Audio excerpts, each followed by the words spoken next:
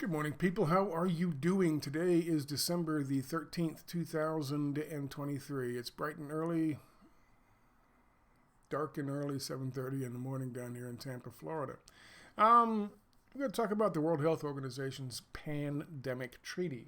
We'll talk about the negotiations, where they are right now. I have placed on my website the most recent draft edition from October 23rd, 2023 of the pandemic treaty text, the negotiated, the one that they're currently negotiating right now. I was able to find it as a PDF. I downloaded the PDF, and then for the last 2 hours, I had to reformat the whole thing on my website. So you can get it on my website without having to download a PDF of it. It's on a page by itself. Again, there's no advertising, there's no fucking shit, so I'm not trying to drum up hits. It's just, it's a good source for you to see where they are currently. I know there was one that came out in June or July, I think. They had done a meeting recently, and they've done another meeting. They've had another meeting early November.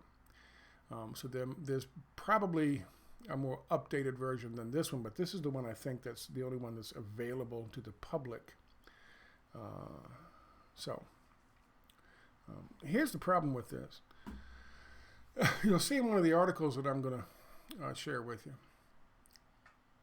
that their plans, they have 6 months. Well, this is now December, so they have the rest of December, kind of a month, we'll call it a month, January, February, March, April, and May. So they have under 6 months before the deadline of May. Oh, they have 6 months. The deadline is May 24th, 2024. They want all 193 nations signed on to the World Health Organization to have approved it. They have to have finalized it and to be ready for the implementation, for the agreement, for the signing on to it. Now, I'm not entirely sure what the language, I'll share with you the language that's in the current edition. How quickly it's going to go into effect after the 24th of May, 2024. It could be a number of months to ratify it, or it could be a matter of days. It all depends on how you read it, and I'm not a legal scholar, so I'm not entirely sure. There's some language in there that's kind of odd or nebulous to me, so I'm not entirely sure. But I do know one thing about it. Once you are signed into it, and once it is approved, then there is no, according to the document itself, there's no wavering from it. You're not allowed to pick and choose what aspects of this thing that you're willing to participate in, you're willing to agree to. Once you've signed on to it, you signed on to it in its entirety, and that is it. Now, what the penalties are for saying, you know what, we'll do some things, but not the others. We're not going to, mandate jabs. and not going to shut down freedom of speech or the sharing of information.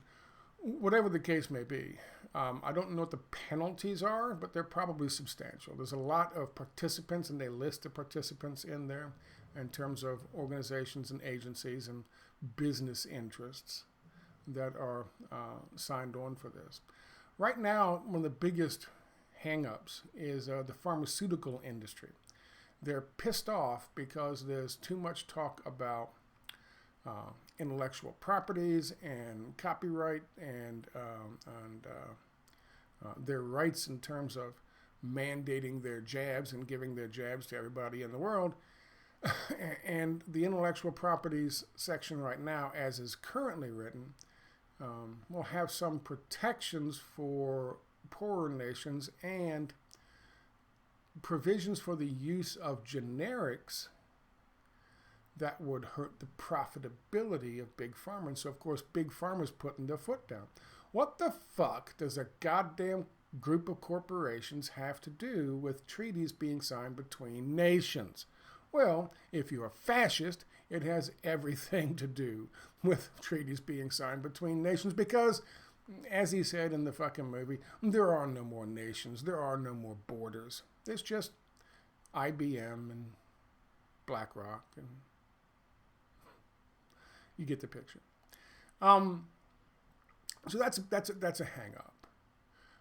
According to a couple of outside groups who are looking at it, a month ago, there are still major concerns with human rights violations and the potential for human rights violations. Human Rights Watch has an article I'm going to share with you in a minute. This is deeply problematic. And I started thinking about, well, what's the deal with the 24th of May in 2024? Why are they May, June, July, August, September, October, November? If it is 6 months past the signage that it goes into effect, it'll go into effect right around the same time the election's taking place in the United States. If there is another fiasco in the United States concerning the next presidential election, which is scheduled at this moment for November of 2024, one way to handle it would be for a nice global pandemic to break out. Right about the same time, people start saying, wait a minute, no, that doesn't make any sense. Wait, what happened over here? What happened over there? Poof, pandemic. And once the pandemic hits, well, in order to save the people, they're going to have to shut down. They're going to have to fucking limit discourse about all kinds of things. Will they be able to sweep that in? That's the problem with, as you know, we've talked about this before, that's the problem with censorship. Once you start allowing censorship here, then you have to allow censorship here. So we will see. But it would make for a hell of a distraction if something really odd were to happen in November of 2024. And if you're paying attention at all, there was recently a situation where Joe Biden, like 2 days ago, or yesterday, was talking to some reporters and answering questions, and he said, well, 65 years ago, the worst atrocity happening to the Jewish people since the Holocaust took place. And we've got to help fight. We got to give Israel more money to help them fight. He wasn't talking about 65 years ago. He was talking about 65 days ago, not 65 weeks ago, not 65 months ago. He was talking about 65 days ago. He's talking about October the 7th. Yeah. That's your president. That's the guy in charge. That's the leader of the free world. The guy with his finger on the button, so to speak. And he has no idea what's going on.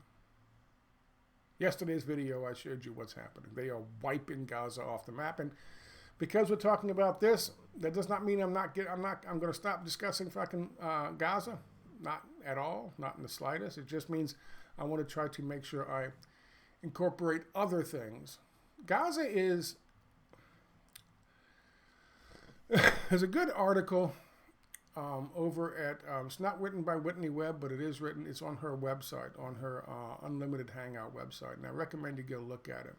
If you follow me on Twitter, you'll find a thing on my Twitter feed. There's a link to it. Or Whitney's if you want. Basically, it's talking about the fact that what they want to do, they want to make, now this is interesting because they're coupling monies together for Ukraine and for Israel. Ukraine has been cited by them as a test ground for this new fucking world they want to create, this great reset world, this fourth industrial revolution. And of course, they're using Starlink hooked up with DIA in fucking Ukraine. And so, of course, they're talking about bringing Starlink into Palestine as well. The whole idea here, according to this article, is something that Donald Trump started way back when, Of course, Donald Trump would say anything and do anything for glorious Israel. But the idea being that they're going to have another test. Back in the day, neoliberal economic ideology was slammed in 1973 on the people of Chile. They needed a test. They needed a place to see if their economic brick, their package of pure neoliberal free market capitalism, would work on a country and how it would work. That's why we dropped 2 bombs in Japan, Nagasaki and Hiroshima. It wasn't because we needed to send them 2 messages. It's because we had a uranium bomb design and a plutonium bomb design. It's that simple. I don't know if they mentioned that in that fucking Oppenheimer movie bullshit or not, but that's why we did it. We didn't need to terrorize them twice. It was a test. That's what Chile was in 1973. And that's what Ukraine is turning into. And they're very happy about that. Not the people of Ukraine, but us. We're like, okay, we're going to see if this fucking purely digital fucking currency thing can work through DIAA, one app to rule them all. One app does everything for them. That's what they're implementing there. And it's not working out so well for the people. But that's what they're doing. They won't do the same thing in Gaza, and that's what that article from Whitney Webb's website, Unlimited Hangout, has expressed, has laid out for us. So please go by and take a look at that and check that out. I'm not done with Gaza, obviously. Gaza is an important fucking discussion because we're all Palestinians now. As somebody who wrote to me in an email said, it dawned on them that once they can do this, once they can just completely eradicate a people, they can wipe the fucking infrastructure off the map. They can erase communities, businesses. They can just destroy. They can use the military as the demolition team, so they can for the rebuilding process, for the progress process. They can just completely wipe it out, and then bring in the fucking killdozers and move everything aside at the taxpayer's expense. Gaza will become another fucking test subject. That's what they're talking about. And that's exactly what they're doing. So I'm not done with that. However, that does tie into what's happening with the World Health Organization. That ties into the Great Reset, obviously. That ties into the Fourth Industrial Revolution, obviously. And Bibi Netanyahu and several others have come out and said, this is the future. We need this. We have to have this.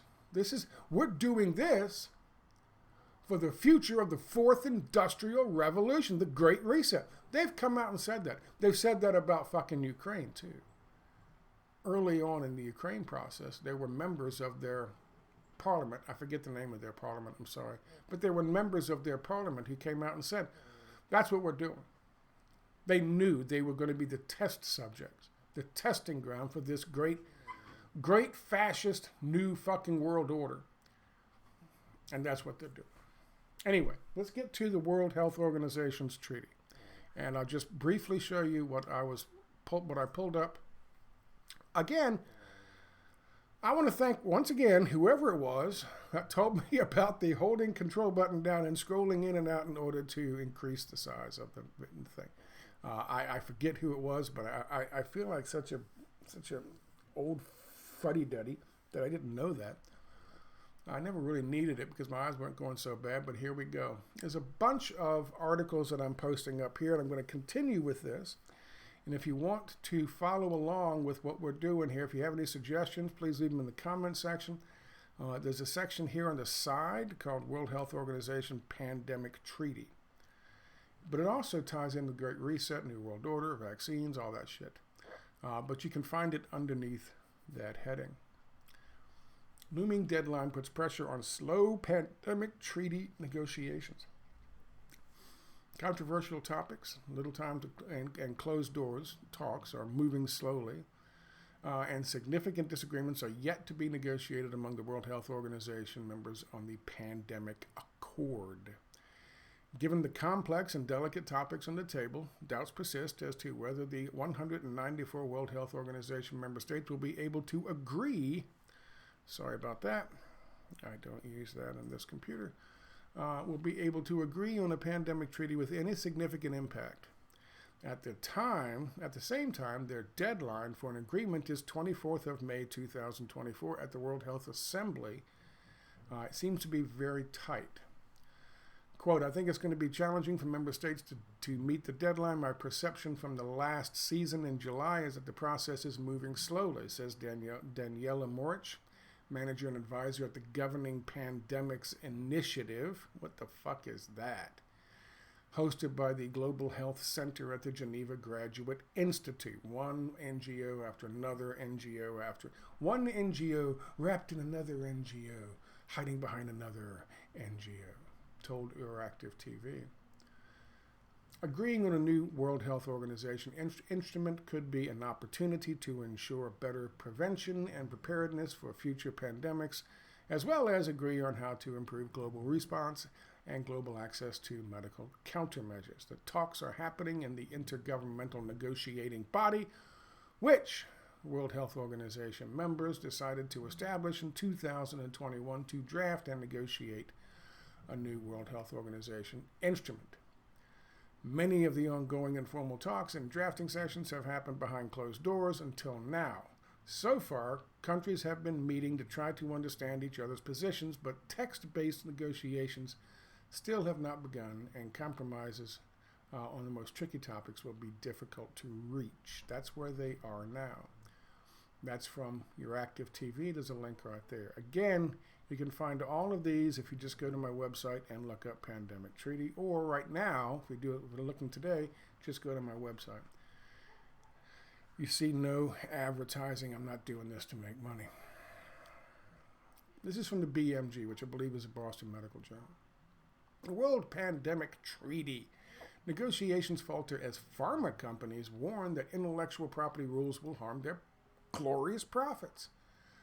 Pharmaceutical representatives in Germany's health ministry have publicly opposed the latest draft of the World Health Organization's Pandemic Treaty as a disagreement over wavering intellectual property rights becomes a sticking point in negotiations. Oh no, you're not going to fuck with our profits. The World Health Organization's Pandemic Prevention, Preparedness, and Response Accord is intended to prevent future health threats from becoming as catastrophic as COVID-19 by legally obligating countries to cooperate, share knowledge, and reduce health inequities, and other things. The World Health Organization's 194 member states officially began negotiating on the treaty's content in March. This year's disagreements have centered on the scope of the accord and how strongly countries should be obligated to fulfill its stipulations. And I'll show you that in a second. The disagreements, which often follow the dividing lines of lower and higher income countries, seem to be hardening as thorny issues of IP comes into focus. So you can go there and look at that from the Boston Medical Journal. I believe that's who that is. Again, the link is down below. But Big Pharma is saying, no.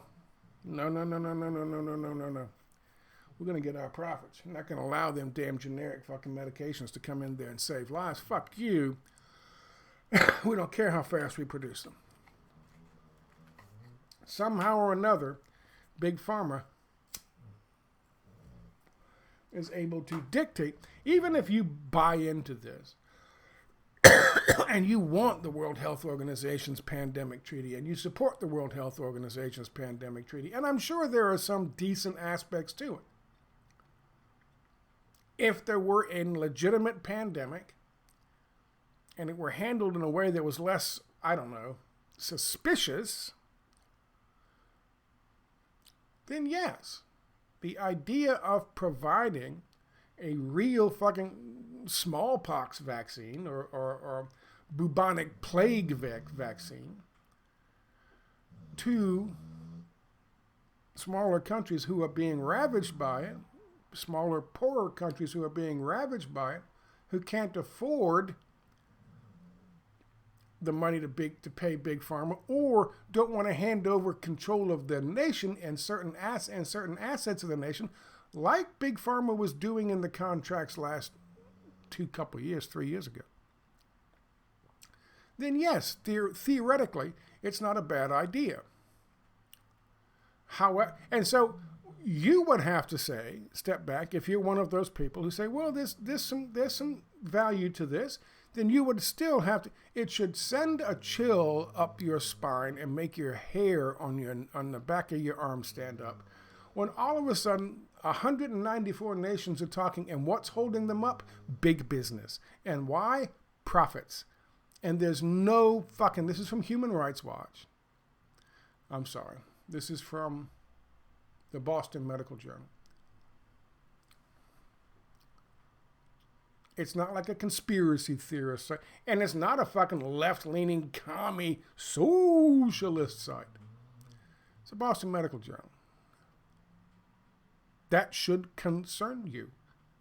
What business does business have discussing anything when it comes to an agreement between nation states? Nothing. Unless, of course, you're a fascist.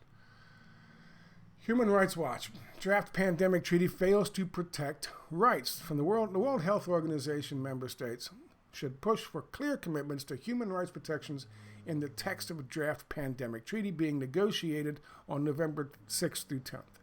Four rights organizations said today. The current draft fails to enshrine core human rights standards protected under international law, most notably the right to health and the right to benefit from scientific progress, therefore making a repeat of the tragic failures of the COVID-19 pandemic.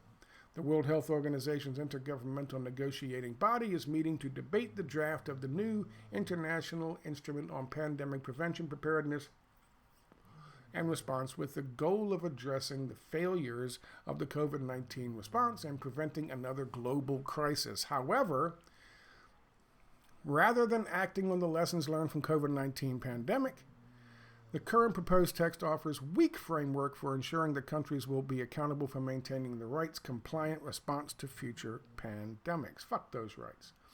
This is the position taken by four international human rights groups: Amnesty International, the Global Initiative for Economic, Social, and Cultural Rights, the International Commission of Jurists, and Human Rights Watch. By the way, this is from Human Rights Watch.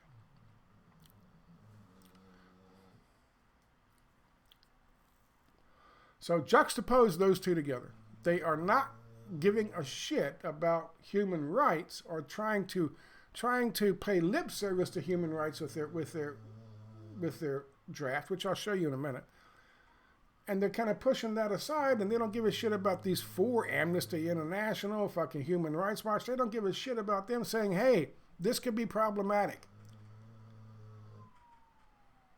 The rights of human beings living on this planet could be affected. Screw you. However, Big Pharma and their profits, yeah, that's a big problem. They got to work on that. You're talking, where are their fucking priorities, boys and girls? I'm just asking. This is what happens when big business gets involved in government. Fuck the little people. What about my profits?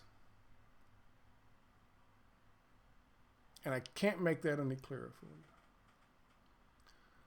And now we get to this. This is what's taken me 2 hours this morning. Because if you know, I don't know, maybe you know, you try to copy and paste something out of a fucking PDF and you get no structure in terms of any of this. I had to format all of this. You just get words, and I had to format all of this. This is the advanced unedited draft, the negotiating text of the World Health Organization's pandemic agreement as of, it's October 16th, 2023. As I said, they had a meeting, as mentioned in the other article, in the previous article, from the 6th to the 7th of November. But as far as I know, it is not out to the public. This is the most recent one that we've seen. I think that's out there. I could be wrong. If I am, please inform me in the comment section down below.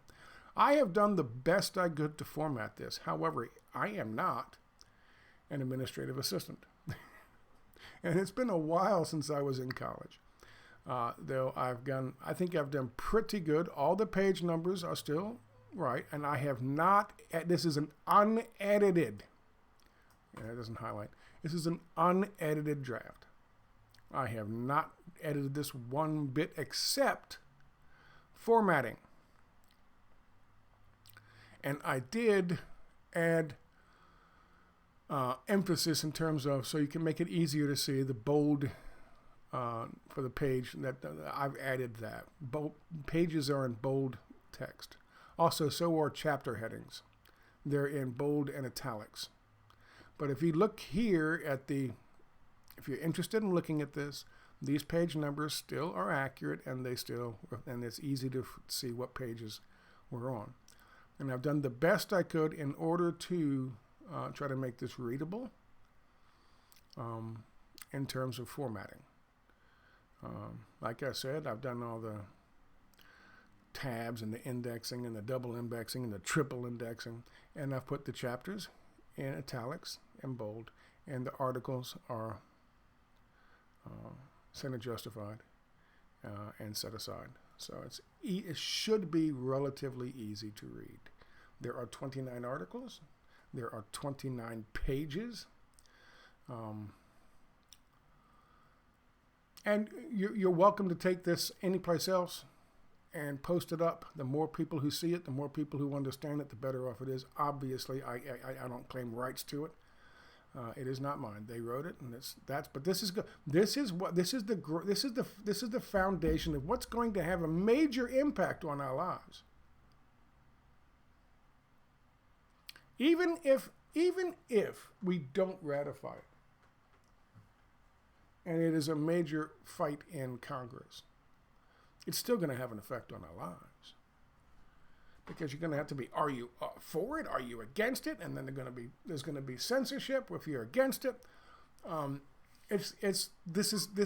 We need to know what's going on here.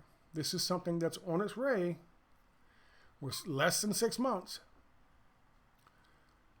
And so far, it's not looking particularly promising. I'll be looking at this more and reading this more. I'm going to try to see if I can find anything that's been updated in terms of since November the 6th and 7th. If you find anything in terms of formatting that I missed, whatever, then certainly let me know, and I will make that correction. Down here, I forget what page it is. I put it in red, bold red. There's a lot to this. Access and benefit sharing, transfer of technology, sustainable production. That's helping big business and their vaccines. He had to get down into like article 20s and stuff to get into the real nitty gritty of it.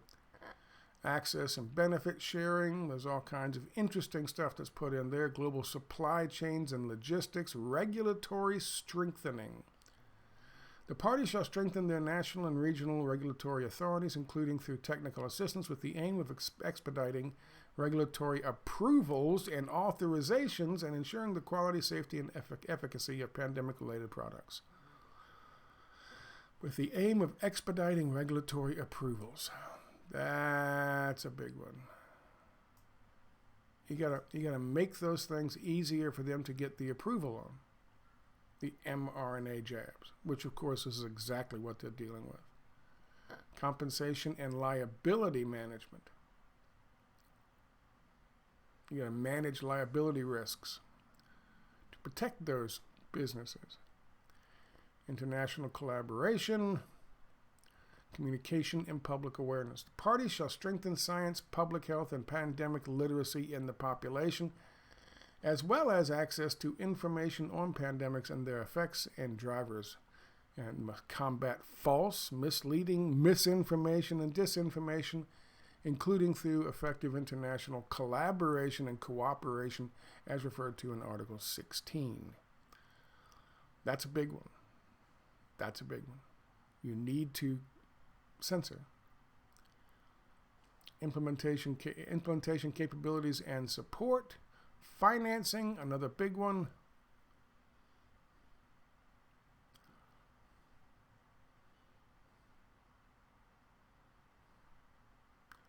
And where's the thing that I highlighted? It's in red. It's supposed to be in red. Article 26, reservations. No reservations may be made to the World Health Organization Pandemic Agreement. None. Now, what does this mean? That means you take it as it is, and that's all there is to it. Once it is agreed upon by the 194 nations and big business, then you take it as it is. You cannot pick and choose. This is not a la carte. Now, that is what I interpret reservations to be. There are no reservations to be made within the pandemic agreement. Now, there are changes that might be made in terms of amendments. Any party may propose amendments to the World Health Organization Pandemic Agreement. Such amendments shall be considered by the Conference of Parties. The amendments to the World Health Organization Pandemic Agreement shall be adopted by the Conference for the Parties of the parties. The text of the proposed amendments to the World Health Organization Pandemic Agreement shall be communicated to the parties by the Secretariat at least 6 months before the session at which it is proposed. What does that mean?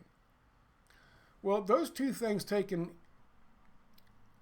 together means there could be agreements or amendments that are proposed after 194 countries sign on to it and everything looks good, the human rights issues taken care of, the profit for big business issues taken care of, the silencing dissent and censorship issues taken care of. They say, okay, that's fine. And they sign on to it. All of a sudden, there's going to be a thing in 6 months, another meeting in 6 months, and they already, the United States or Britain or fucking Big Pharma or Big Business throws out a whole bunch of fucking amendments. And if they railroad those amendments through and they grease people's palms in different countries to accept the amendments, then now the World Health Organization Global Pandemic Treaty could be very different. However, you can't just say, oh, well, that's not what I signed, because there are no reservations. You take it as it is, and once you signed on to it, you signed on to it. Now, I don't know what again, I said before, I don't know what the penalties would be. I remember, now this is not just fucking talking out my ass, but I remember back in the day, they were talking about various nations who weren't giving people the mRNA jabs. Those nation states who weren't cutting deals with Pfizer and BioNTech and fucking Moderna to take their experimental jabs, which they were. You can't argue that. They've admitted that much themselves. And they said, no, we're not going to do that. We need something to be tested for several years before we administer it to, or allow you to administer it to our people. Fuck that. They were considered back then to be, I guess they were kind of considered extremists, but they had a different word for it. But they were obviously denier states, and they were considered at the height of this thing to be pariah states. And so, of course, we had to sanction some of them. We had to refuse or tell our people, or to refuse entrance of their citizens into our country. A number of things like that took place. Is that something that's going to be done on a state-by-state basis for countries that say, you know what? I mean, there's more than 194 countries in the world, obviously. What's going to be about the ones? What about the ones that are saying, you know what? No thanks. And there'll be more. Right now, there are 194 who say, okay, sounds good, let's discuss it. when it comes time to sign the dotted line on May 24th, whatever it is, 2024, there will be a number of countries who say, no thanks. So what's going to happen? Is there going to be some kind of penalty? Because we know they're not pushing this. Thinking, the last big one was like what? Smallpox. But before that, bubonic plague. And they're like hundreds of years in between these. This is COVID-19 was billed when it first happened as a pandemic of the century. A century, once in a century or once in a millennia event. You're going to see one much sooner than that. And they know it. And that's why they're putting this thing into place. So what's going to happen? Is this going to divide? It'll further divide countries, clearly. It's going to divide people inside countries. They're going to take one side or the other.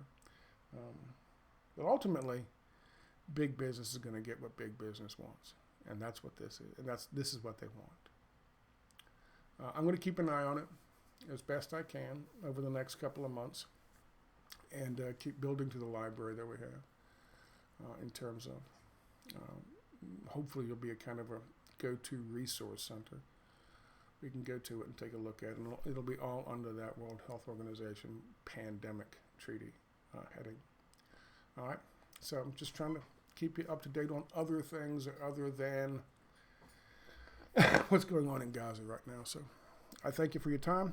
Have a good Wednesday.